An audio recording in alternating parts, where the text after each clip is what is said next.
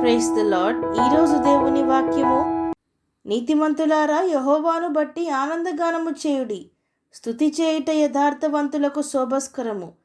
కీర్తనల గ్రంథము 33వ అధ్యాయము 1వ వచనము. ప్రజలారా, భక్తుడి విధంగా అంటున్నాడు, నీతిమంతులారా మన దేవుణ్ణి గూర్చి ఆనందగానము, ఉత్సాహగానము, సంతోషగానము చేయుడి, మన దేవుణ్ణి స్తుతించుడి.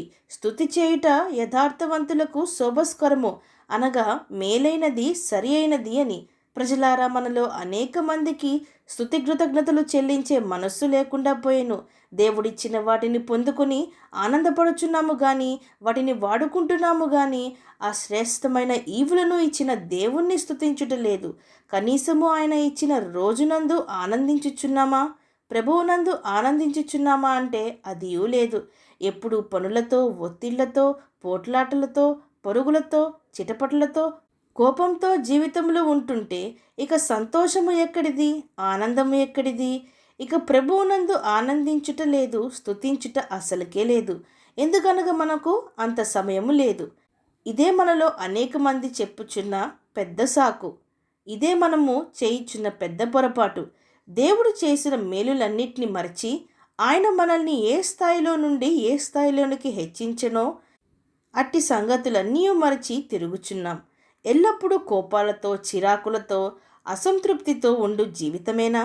ముఖం మీద కాస్తంత నవ్వు లేకుండా ఎప్పుడూ ఏదో ఒకటి లేదని దుఃఖిస్తూ రోధిస్తూ ఉన్న జీవితమేనా? దేవుని స్తుతించుటకు, ప్రార్థించుటకు మనకు సమయమే లేదా?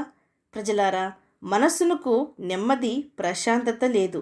గనుకనే ఇట్టి ఐహిక విచారముల వలన మన హృదయంలో ఉన్న భక్తి, దేవుని వాక్యము అణిచివేయబడుచున్నవి. గనుక మనము ఫలించలేకపోవచ్చున్నాము, అభివృద్ధి చెందకయున్నాము. ప్రశాంతమైన శాంతి సమాధానములతో కూడిన జీవితమును జీవించలేకయున్నాము. గనుకనే మనము నేర్చుకునవలసినది ఏదనగా దేవుణ్ణి స్తుతించడము. అది ఎట్టి పరిస్థితి అయినా, ఎట్టి క్లిష్ట పరిస్థితి అయినా మనము దేవునికి గానము చేసి ఆయనను స్తుతిస్తే మనకు సేద తీరును. మనకు అన్నీ సమృద్ధిగా ఉన్నప్పుడు దేవుని స్తుతిస్తే మరింత కృతజ్ఞత, మరింత సంతోషము, విశ్వాసము, నిశ్చయత కలుగును. అదే లేమిలో, బాధల్లో, అర్థం కాని స్థితిలో, గాఢాంధకారంలో దేవుణ్ణి స్తుతిస్తే మన దేవుడు ఎంత గొప్పవాడో మనము ఎరుగుదుము. అప్పుడిటి శ్రమలు, క్లిష్ట పరిస్థితులన్నీ అట్టి గొప్ప దేవుని ముందర చిన్నవిగా కనబడును. మనము భయపడవలసిన అవసరము ఉండదు.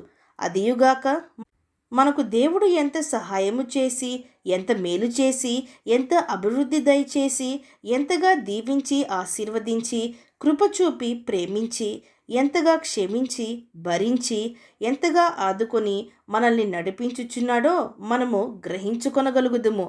దేవుణ్ణి మరింతగా స్తుతింపగలుగుదుము. ఆనంద గానములతో, క్రొత్త కీర్తనలతో, పాటలతో మన దేవుని నామమును స్మరిస్తూ ఆరాధిస్తుంటే మనలో ఉన్న కల్మషము, చీకటి, నిరుత్సాహము అన్నీ పోయి ఉత్సాహవంతులుగా, ధైర్యవంతులుగా మనము మారుదుము. గనుకనే ఆయన బిడ్డలమైన మనకు, నీతిగా యథార్థవంతులుగా జీవించే మనకు స్తుతి కృతజ్ఞతాత్మ కలిగి ఉండవలెను. మన నోట స్తుతి కృతజ్ఞతాస్తుతులు చెల్లించుట మంచిది. దేవునికి మొదట మన ప్రాధాన్యత ఇచ్చి, మొదట మన సమయమును మన దేవునికి అనుగ్రహించితే మన రోజంతయు కూడా దీవింపబడును. అవును అన్నవారు నాతో పాటు ప్రార్థనలో ఏకీభవించండి. ప్రార్థన. పరిశుద్ధుడా, ప్రేమగల తండ్రి, ఈరోజు మీరిచ్చిన ఈ వాక్యమును బట్టి మీకు స్తోత్రములు దేవా. గొప్ప దేవా, జీవాధిపతి, కేవలము ఆదివారము వచ్చి మందిరంలో కొన్ని పాటలు పాడి పెదవులతో మిమ్మల్ని స్తుతించి వెళ్ళిపోక, మా పూర్ణ మనస్సుతో, పూర్ణ హృదయంతో, పూర్ణ ఆత్మతో, పూర్ణ సత్యంతో మేము మిమ్మును ఆరాధించుటకు, ప్రార్థించుటకు, స్తుతించుటకు మాకు సహాయము దయచేయమని వేడుకుంటూ, మీ మేలులు మరచి మిమ్మును విడిచి తిరిగి సమస్తమును నష్టపోయి అశాంతితో మిగిలిపోక ఏ స్థితి అయినా దేవా, మిమ్మును స్తుతించే భాగ్యమును, కృతజ్ఞతాస్తుతులు చెల్లించే భాగ్యమును, మనస్సును మా అందరికీ దయచేయమని ప్రార్థిస్తూ, సమస్త మహిమాగంతులు మీకే చెల్లిస్తూ ప్రభువైన యేసుక్రీస్తు నామం పేరట అడిగి వేడుకొంచున్నాం పరమ తండ్రి. ఆమేన్.